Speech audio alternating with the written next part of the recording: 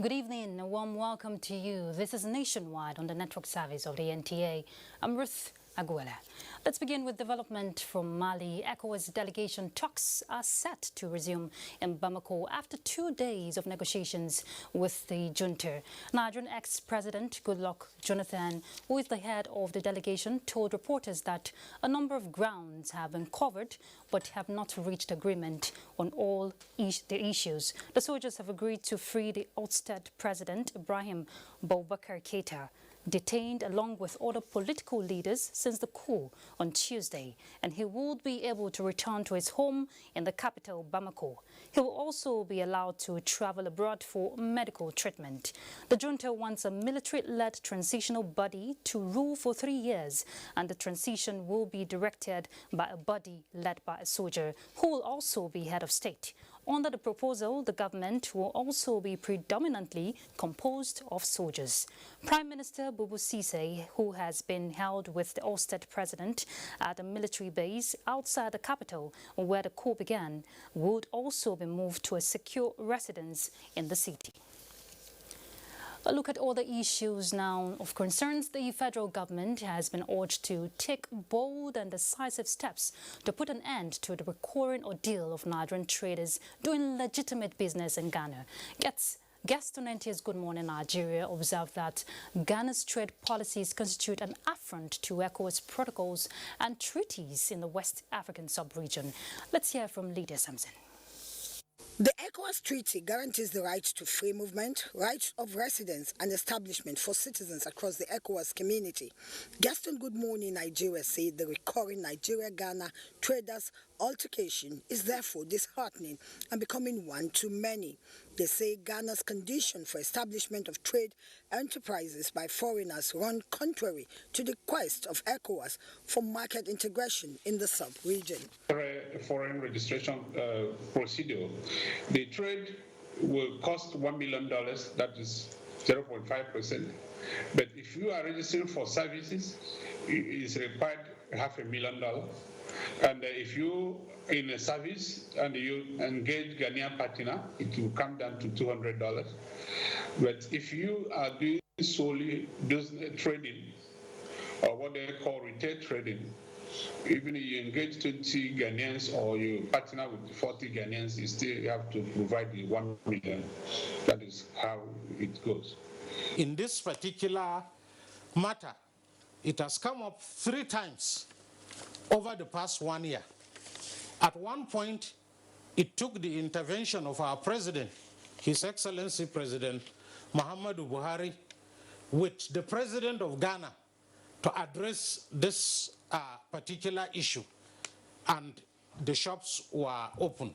You have to handle it diplomatically. And sometimes the problem with diplomacy is that diplomacy is not discussed on newspaper pages or on television networks like we are discussing here.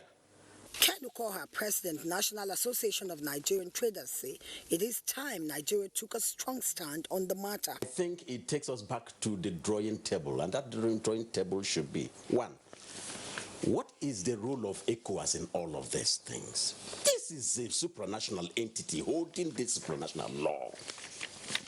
Will you always be sitting at the back? Wouldn't you call the entities together? The guests lamented that Nigeria cannot continue to play the big brother role without reciprocity and urged the federal government to deploy ECOWAS instruments to seek redress, interpretations and enforcement of ECOWAS treaties to protect our citizens in the sub-region. In Abuja, Lydia Sams, NTA News. Rehabilitation work at the Federal Ministry of Information building, popularly known as Radio House, has continued despite the slowdown it experienced on account of the COVID-19 pandemic. Anthony Forson has more to tell us. Radio House stands tall as the tallest building in Garki area of the Federal Capital City. It houses the Federal Ministry of Information and the Federal Radio Corporation of Nigeria.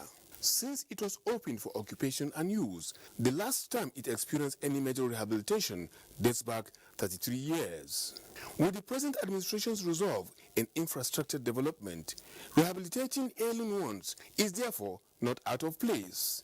It is in line with this that the Information and Culture Minister, Lai Mohammed, accompanied by the Permanent Secretary to the Ministry and other top management staff, visited Radio House to assess the level of work done so far, given the loss of time the rehabilitation work has suffered on account of the COVID-19 pandemic. The scope of work to be done will include rehabilitation of the entire edifice, elevators, sanitary and water system, as well as electrical networks from the high tension. From what I've seen from the model, in a few weeks' time, we're going to have a brand new radio house. The visit today has been quite useful because it has given us the opportunity to also make some further directions and also see how fast this whole project can move. To this end, the minister, while expressing satisfaction with the assurances from the contractor that more men will be put on the job to speed up the 449 million naira work, assured of constant maintenance. We can assure it will not happen that we will not wait for another 33 years before we overhaul the edifice. Of course, I hope that regular maintenance, which ought to be a management concern and priority, will be taken seriously by the management of the radio house. Lai Mohammed promised to return to Radio House in 3 weeks' time for another round of inspection. Upon completion, this is the new Radio House that will be presented.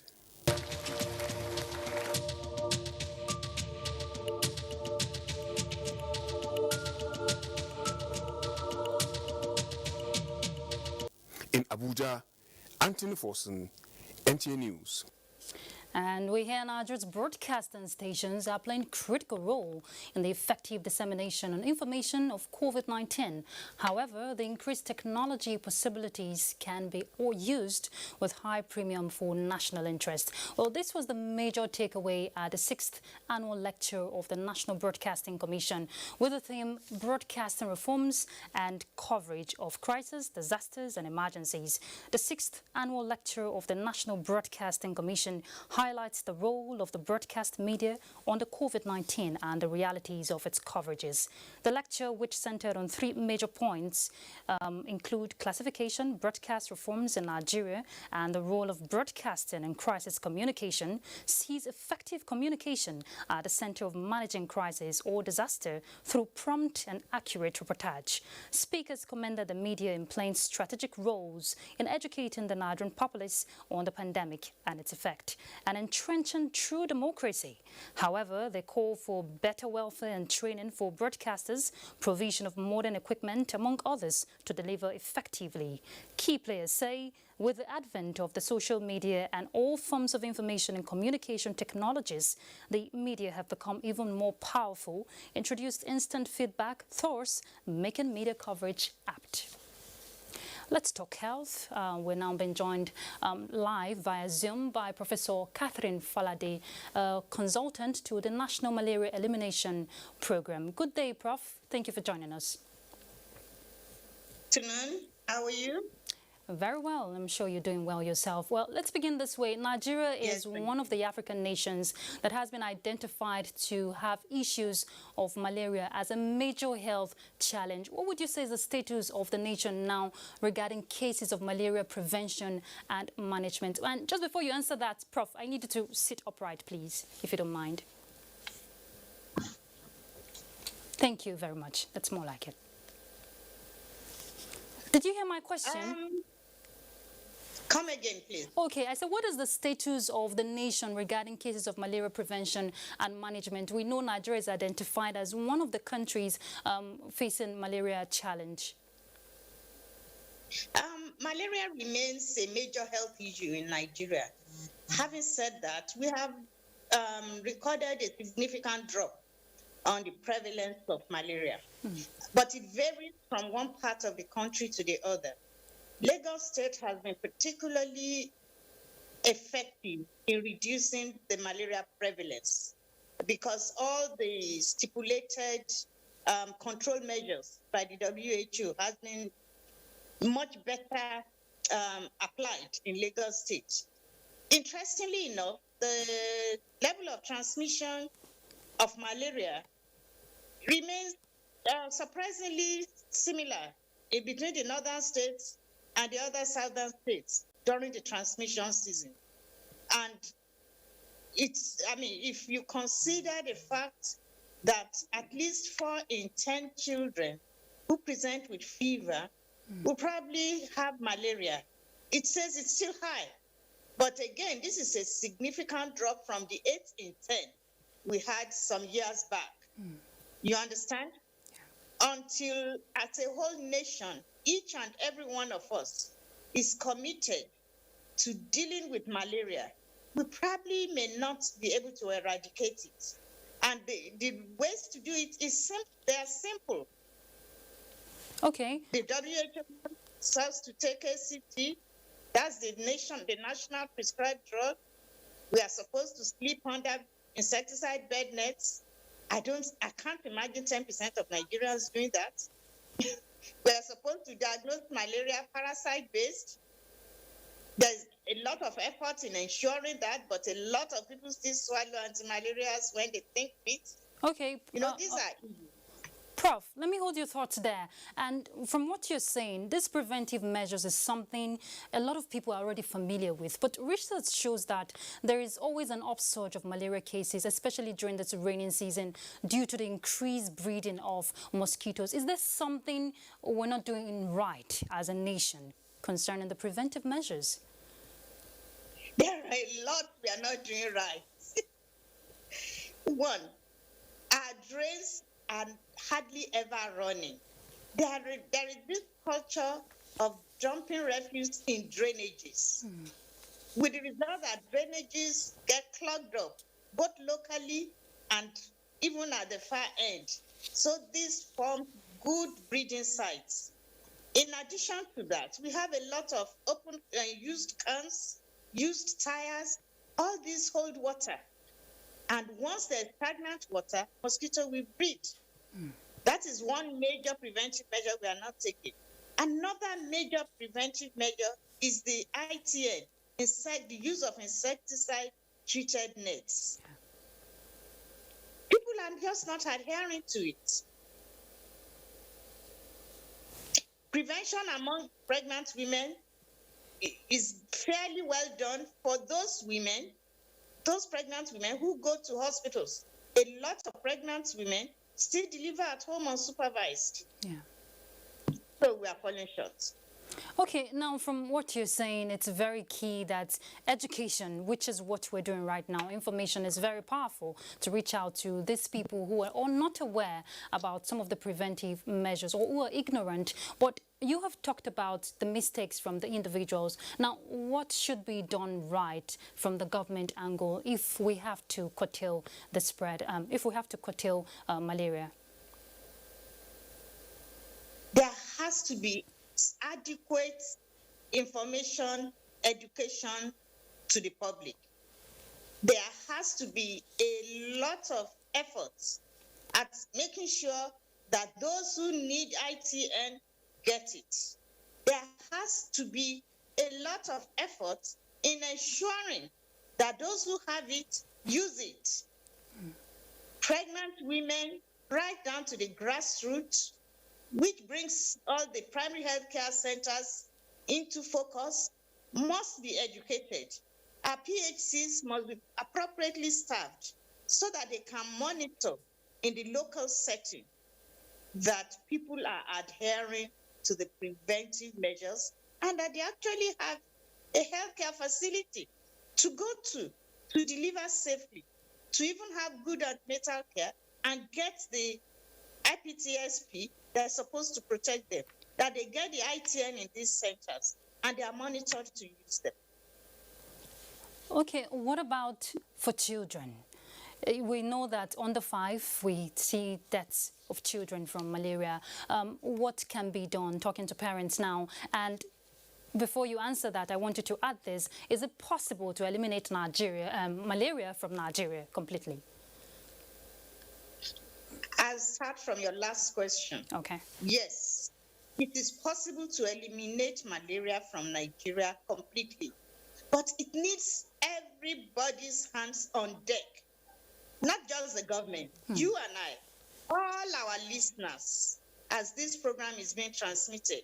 Everybody must be committed by ensuring open drains, no use fires, environmental hygiene, by ensuring that their homes are netted, by ensuring that their children and pregnant women sleep under ITN, you know, that any fever is treated appropriately and very, very soon after the onset.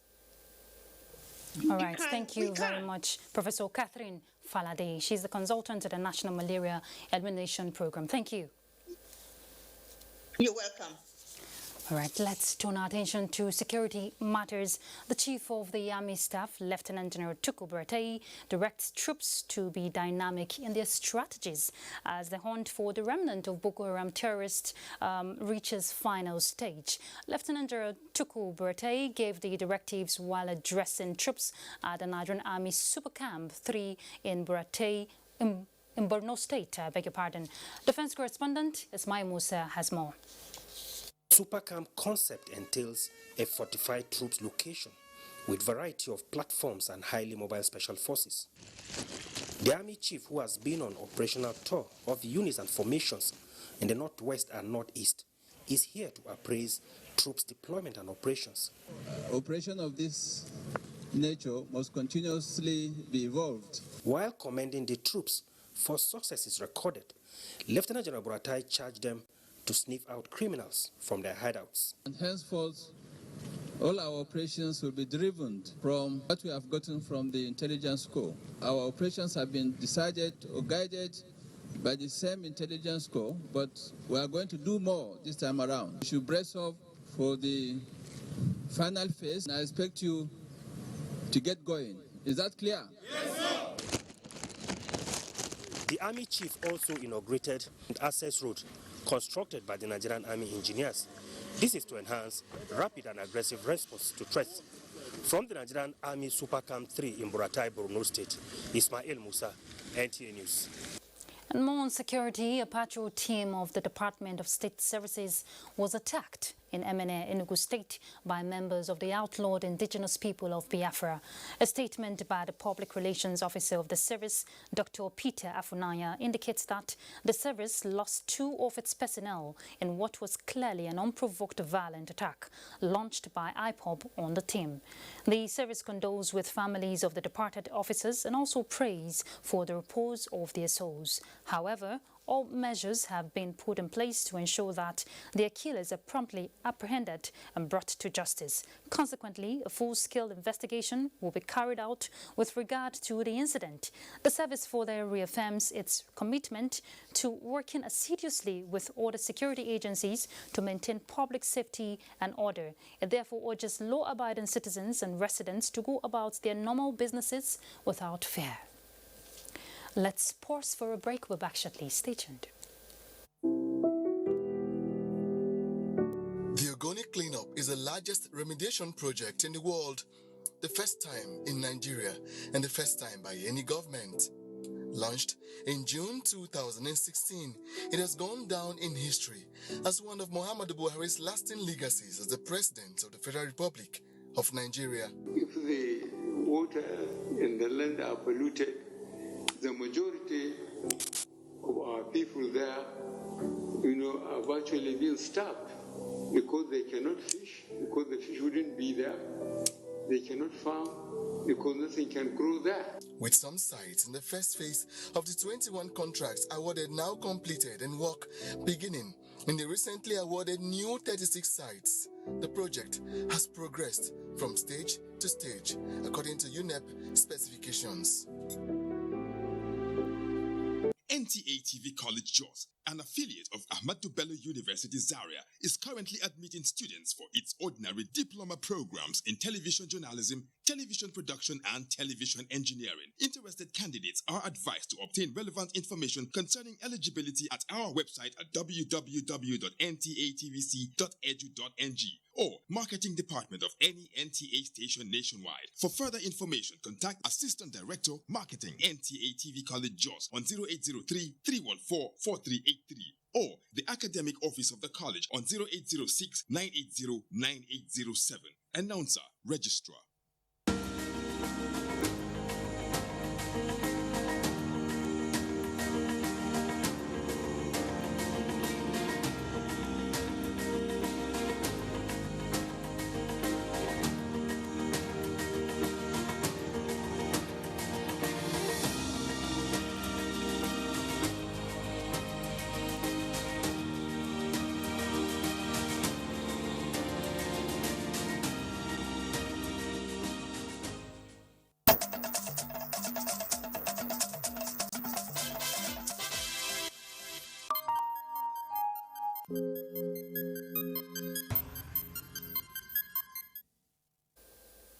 Thank you for being there. Let's bring you update on COVID-19. Nigeria's COVID-19 death toll has crossed the 1,000 mark, about 6 months after the first case was reported in the country in February this year.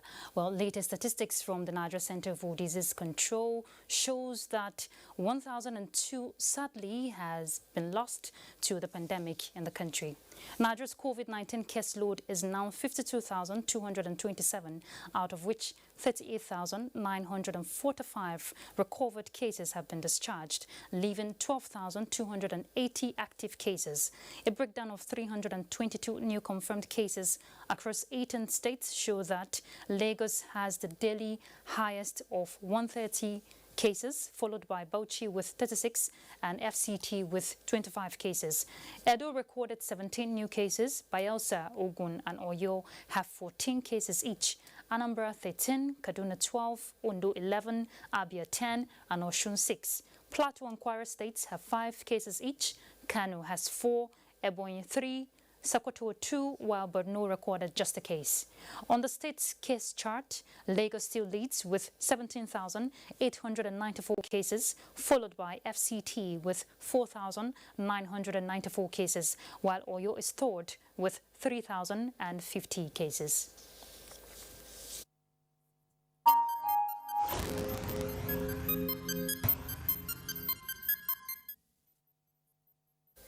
Right, let's head to Lagos right away to join Adiola. She's going to bring us the next set of stories on Nationwide. Adiola. Ruth. The Lagos State Commissioner for Health, Professor Akin Abayomi, has tested positive for the coronavirus pandemic. Coronavirus disease. This was disclosed by the Commissioner for Information and Strategy, Benga Motosho, via a statement issued Monday. According to the Information Commissioner, Professor Abayomi had close contact with persons feeling unwell who tested positive for COVID-19. He said Professor Abayomi became aware of his status following the required testing protocol of contact tracing procedures. Although the Commissioner has no symptoms of the virus, he is, however, adhering to the protocol of home-based strategy in the state. While embarking on self-isolation for the next 14 days, the Information Commissioner said Professor Abayomi will continue to discharge his duties both as the Deputy Incident Commander of the Incident Command System for COVID-19 and as the Commissioner for Health. Cases of pipeline fire disaster in Lagos have left untold hardship in the lives of its victims. In spite of this, people still live in such areas. Annie Daniels, who visited some of these locations, reports that if left unchecked, pipeline vandalism and fire disaster may persist. Until the 19th of January 2020, residents of Abuja were living their lives without apprehension. Then, a pipeline fire disaster occurred, taking lives along with it and placing residents in a constant state of panic. I left my children and I couldn't know where they were. My 5-year-old boy, named Israel Ogumbanjo, died in the incident due to inhalation of the poisonous gaseous substance from the pipeline explosion. Taiwo Ogubanjo and other residents revealed that they have been living in fear, hoping that something will be done to ease their minds soon. There was a spillage of fuel into this channel. Then from this channel, took it from here to where this channel extended to at the back of Igokwe State. We have asked the government of Lagos State to tie this road because, once it's tied, vehicle will be going and it will be easy for the patrol to walk on. More disheartening the stress is the stench of petrol that pervades the air. They worry that it could adversely affect their health. Our water is smelling petrol. We cannot drink it, we cannot use it to cook food, cannot use it even to bathe, at least so that somebody will not be smelling petrol. There's nowhere we can go to.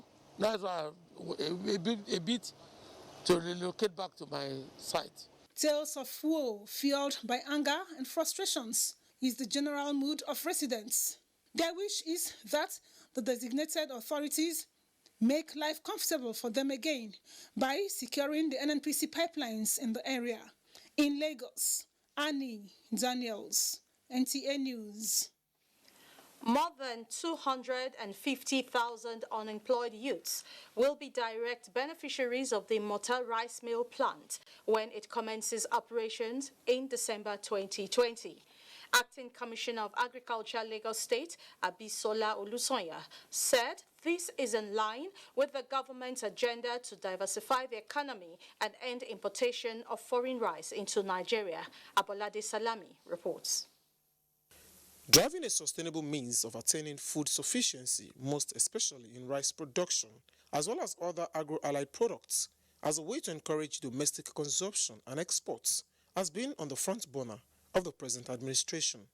To this end, the federal government, as a way of reducing the huge capital outflow used for food imports, instructed the Apex Bank in 2019 to stop providing funds for importation of food, especially foreign rice, in order to encourage Nigerian farmers and create jobs.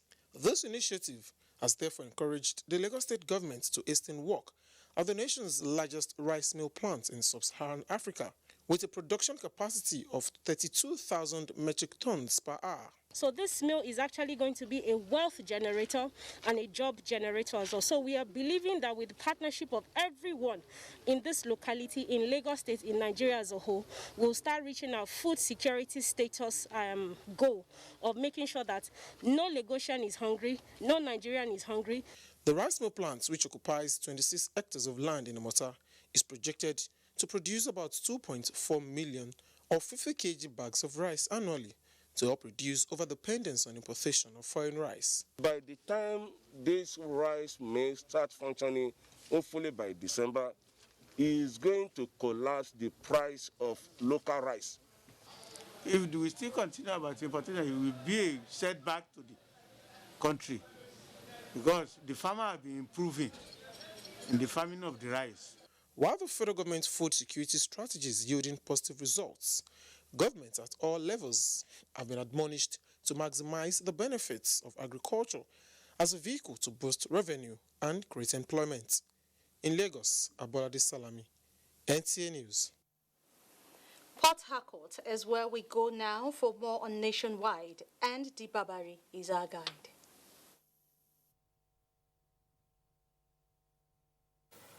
Thank you, Adeola, and welcome to Port Harcourt. Akwa Ibom State Governor Emmanuel Ludom has called on the federal government to formulate policies that will unbundle the oil and gas sector for increased job opportunities and economic growth. The governor made the call when the Minister of State for Petroleum, Timipro Silva, led board members of the NNPC on a courtesy visit. Susan Asukwa reports. The delegation, comprising board members and management staff of the NNPC, was led by the Minister of State for Petroleum, Timipro Silva. Governor Udom Emmanuel, in his interaction with his guests, hinted that Akwa Ibom State sits on 25% oil and gas reserve and deserves a petroleum depot to rejig the state economy as well as open up job opportunities for the youths. He reiterated the need for modular refineries or petrochemicals to be liberated from some bottlenecks to create employment and stimulate other economic activities. The Minister of State for Petroleum Resources, Timi Silva, disclosed that they are in the state to seek collaboration for the revamping of refineries.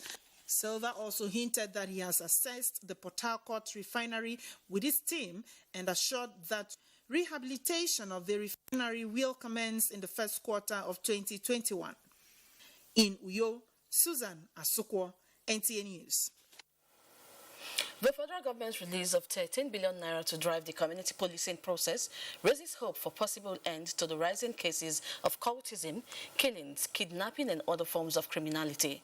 Stakeholders who opposed the latest decision called for decentralization of the policing chain of command, integration of ICT and cardinal partners at the community level to guard against repeat of the current federal policing system. Kingsley Amaji reports. Abel Ajay is among many city dwellers who no longer find it fashionable traveling to their country home, owing to the rising security infractions. The decision by the federal government to kickstart community policing with the release of 13 billion naira, she said, is long expected. Because the security came from our home, that is why some people, some big men today they were able to go to Omokona.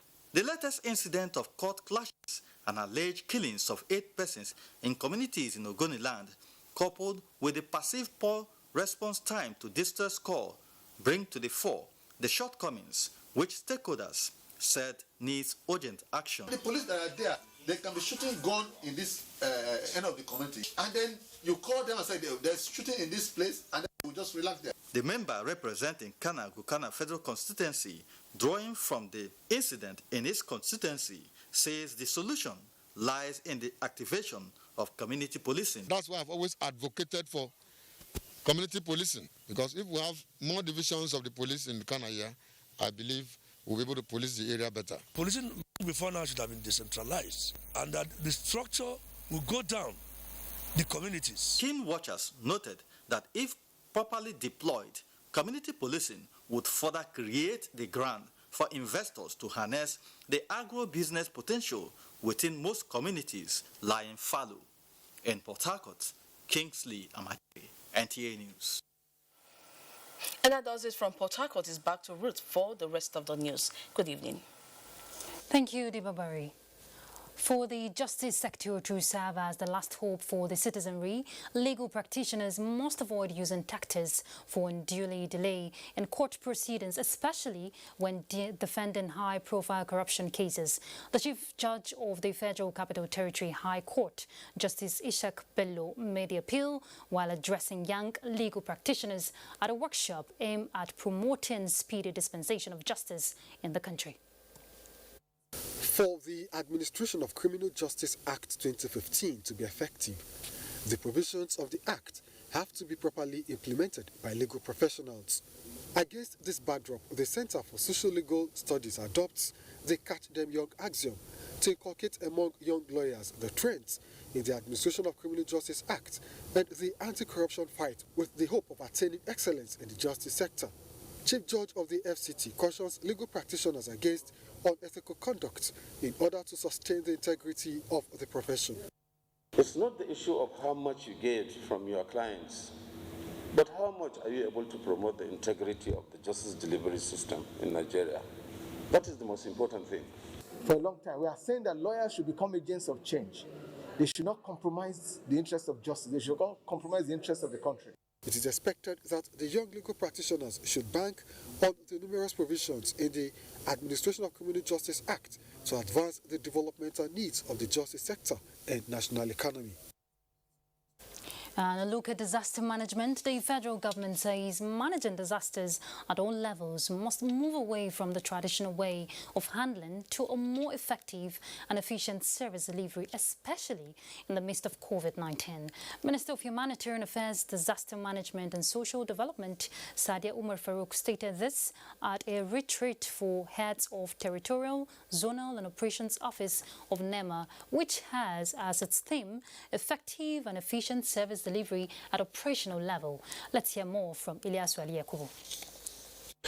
With the 2020 flood predictions by Nigeria Hydrological Services Agency, which identified 102 local government areas in 28 states will experience high risks of flooding, while 275 local government areas in 36 states, including the FCT, to experience moderate risks of flooding, as well as 389 local government areas to have low risks of the disaster, hence the proactive interventions and strategic partnerships with states, local and international donor agencies. This retreat for zonal coordinators and operation officers is geared towards building capacities to mitigate the likely effects of flood. Participants speak on their expectation. The new DG wants to walk the talk so that we can provide service delivery timely and effectively. End of this workshop, we expect that we'll go back to our various offices, having known new things to manage disasters at the strategic level. The Minister of Humanitarian Affairs, Disaster Management and Social Development emphasized the need for teamwork to evolve effective and efficient service delivery to mitigate the effects of flood disasters across the country. We cannot therefore continue to manage disasters by waiting to respond to them. We must evolve strategies for prevention, preparedness, mitigation, and response. The essence of this retreat is to ensure that we rub minds to improve service delivery at the operational level. It will be recalled that NEMA had inaugurated National Emergency Response Team deployed to flood-prone areas for prompt evacuation and response. In Abuja, Ilyasu Aliakubu, NTA News. Stories on security breach and the pandemic are coming from our Ibadan Network Center, and Larry will lead us. Larry.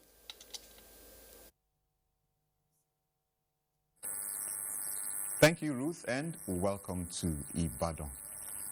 A daylight armed robbery operation has claimed one life in Ibadan, your state capital. Correspondent Rofia and Marshal Badmos completes the report. The ever-busy Agodi area of the state capital was a peaceful environment when suddenly the people heard gunshots. The unusual nature of the development made people to run helter-skelter before noticing that a bike rider was down. He was actually the target of the assailant who had monitored his movement from an ATM point. The victim was said to have left the ATM point after collecting money. I see one man wear blue cap. Immediately one jam me, he removed the cap. As he removed the cap, then follow one way. They don't know themselves. Then follow one way. To say I'm not say they don't collect something for catch them. So we are not a force in Nigeria. We can't just quickly be doing that now because we see them. In Ibadan, Rofia and Marshal Badmos, NTA News. Away from the crime story, a mild drama ensued today at COVID-19 testing center in Ibadan when a middle-aged man insisted that a child must be tested when an official refused, giving some reasons. Correspondent Rofia and Marshal Badmos again has the details. This is Health is Wealth COVID-19 testing center. It is one of the testing centers in Ibadan, Oyo State capital. These people cut across the 33 local government areas in Oyo State. The turnout at the COVID-19 testing center was high as many people were interested in getting tested and knowing their status. The pressure on the team of officials, however, became so high as a man who brought a child for testing insisted that the child must be tested in spite of their insisting that the result could be distorted. We have many people coming around and we are on ground to attend to them. So if it's negative, they'll get the result on their phone at 72 hours. If it is positive, they will call directly. In spite of the disruption, the determination of the people to know their status reflects the consciousness of the people to the danger which the COVID-19 pandemic poses to them. Most of my friends that I've been going with, one of them has tested positive. You don't need to wait till you get sick. It could be too late if you wait till you get sick. So it's quite better. The earlier the better, provided if there is anything. The exercise continues in various testing points in the state. In Ibadan, Rofia Animasha Badmos, NTA News. And I hand you over to Ruth in Abuja for continuation of Nationwide.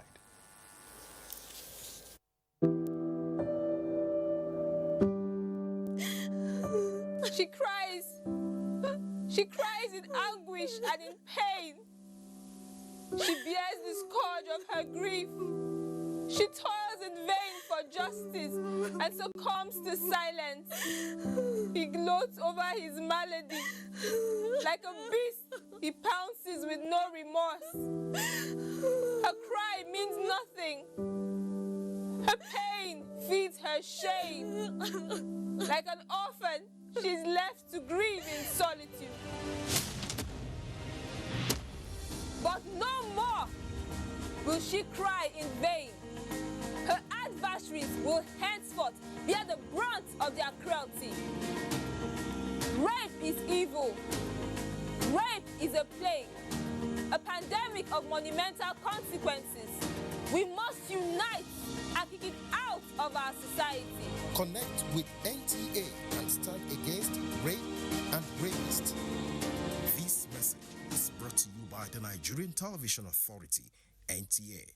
You can follow us on all our social media platforms: Facebook at NTA Network News, Instagram at NTA Network, Twitter at NTA News Now, YouTube at NTA News Online. Or visit www.nta.ng. For live streaming, visit www.nta.ng/live. Now, you can stay updated on the go, be it on your TV, iPhone, laptop, or iPad, or download the NTA mobile application from your Play Store or App Store. NTA, you can beat the rich. Act of corruption to ICPC on toll-free number 0800-2255-4272. This message is brought to you by ICPC and NTA.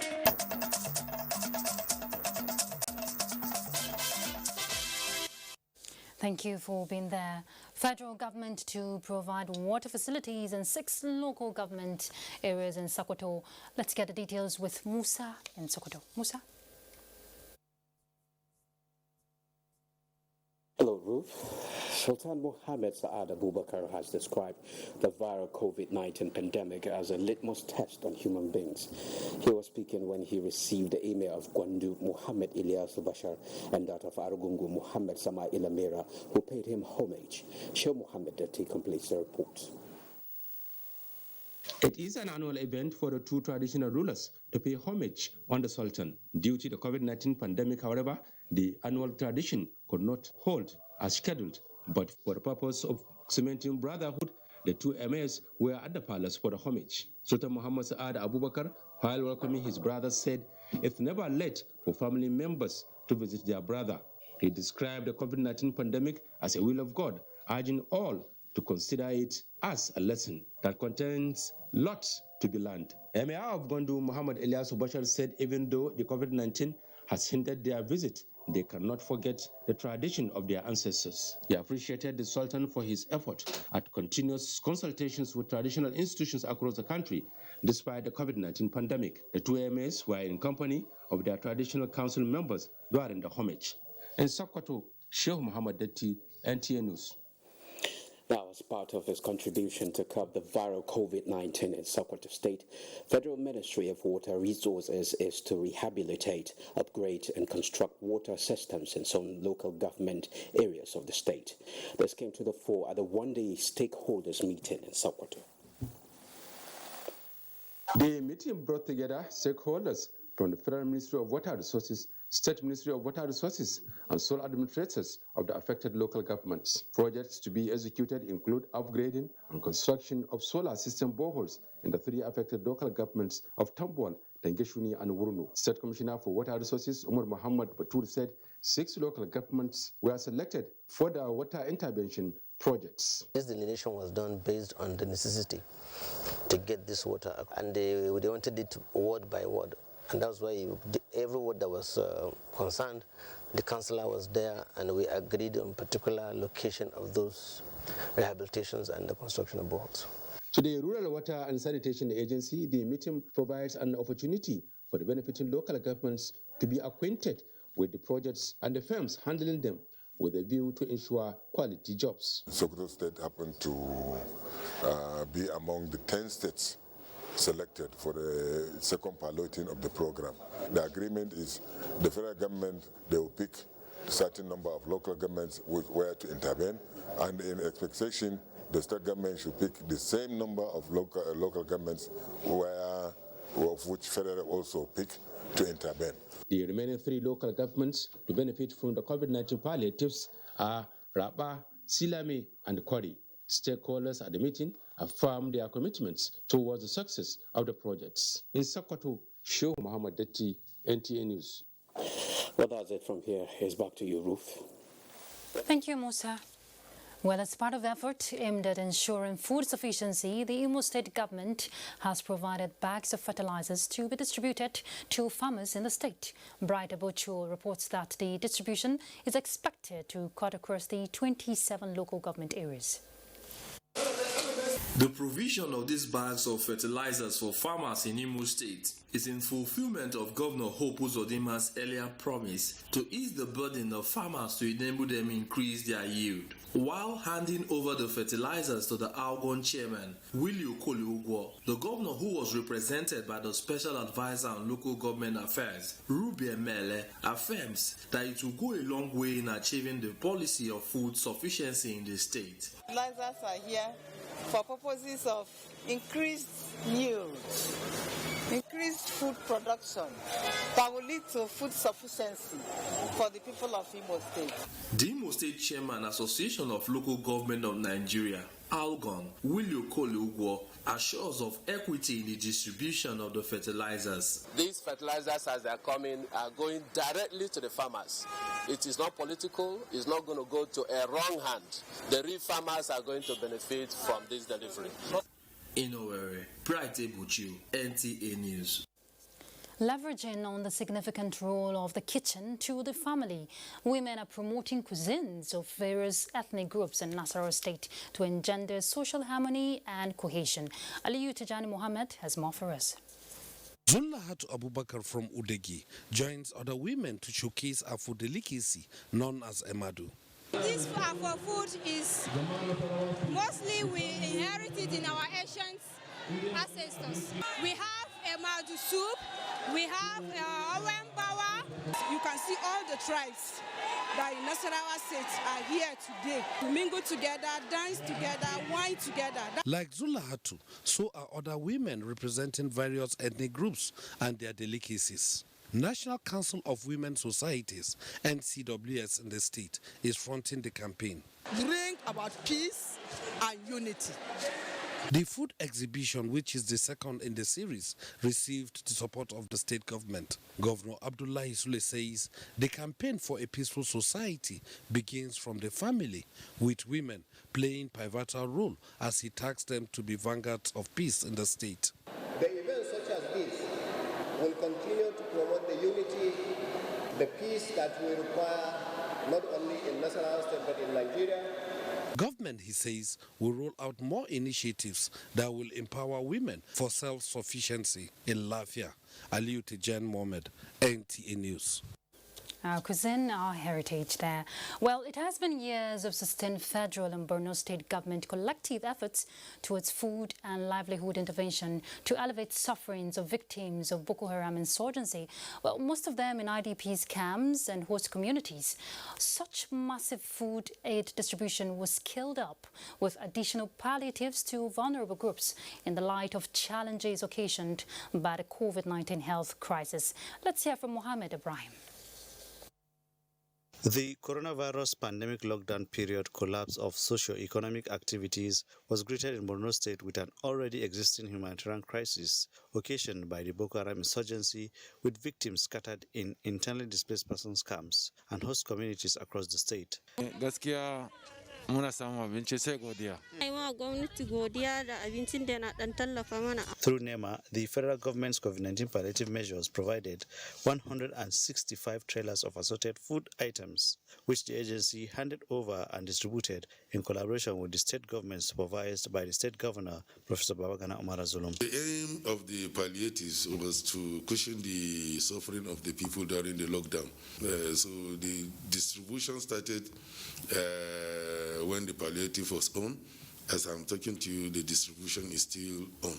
Benefiting communities and local government areas include internally displaced persons camps and vulnerable households living in host communities of Maiduguri, the Borno State capital, Ngala, Ran in Kalabalge, Bama, Pulka in Goza, Manguno, Mafa, and Dikwa local government areas.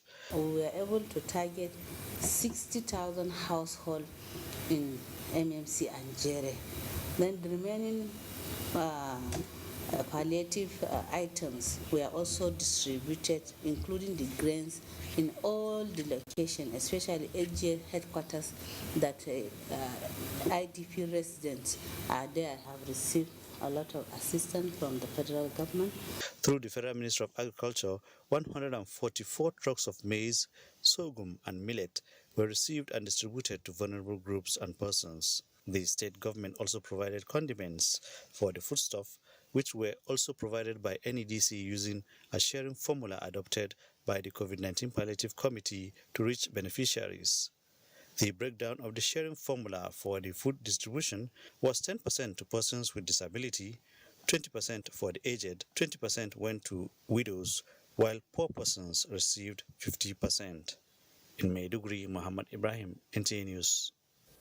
Talking sports, football analysts describe Bayern Munich's victory as winners of UEFA Champions League as a deserved one. Olumide Aguntola is our guide on Sports Update.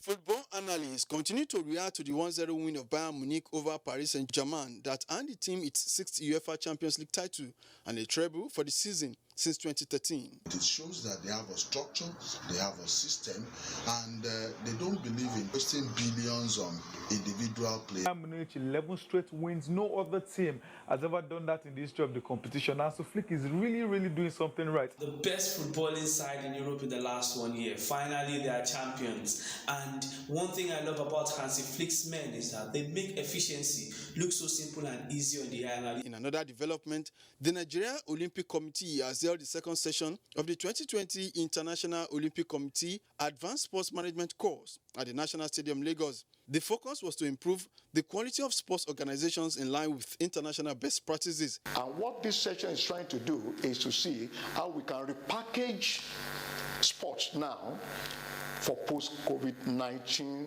era. About human capital, programming, evaluating your strengths and weaknesses, the SWOT analysis. Over 20 participants were involved in the virtual section. And in tennis, secret to the federal government's lifting suspension on non-contact sports, the Lagos Tennis Association have perfected strategies to resume all its activities in full. One of such is the qualifiers for the Champions Bowl International Tennis Tournament, which is aimed at discovering tennis stars at a tender age and their various school tennis programs.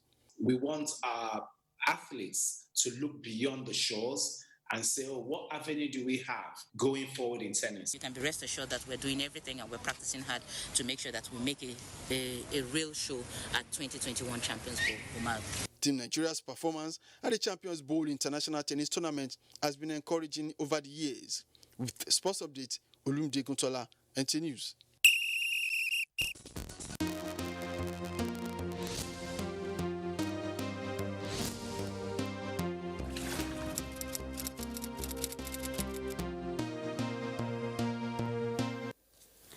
Okay, that's Nationwide. Thank you very much for investing your time with us. I'm Ruth Aguele.